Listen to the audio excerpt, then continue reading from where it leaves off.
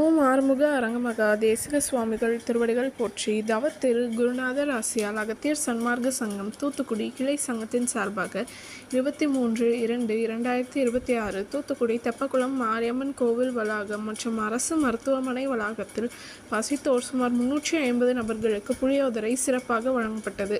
வழங்கியவர்கள் Mahalakshmi transport owner திரு ஜெகன் மற்றும் Prabin transport manager திரு பெருமாள் மற்றும் திருமதி வேல்ராணி சுந்தர் மற்றும் தூத்துக்குடி அகத்திய சன்மார்க்க சங்க அன்பர்கள். அன்னதானத்திற்கு பொருளுதவி செய்தவர்களும் தொண்டு செய்தவர்களும் அவர்கள் குடும்பத்தாரும் எல்லா வளமும் பெற்று சிறப்புடன் வாழ வேண்டுகிறோம்.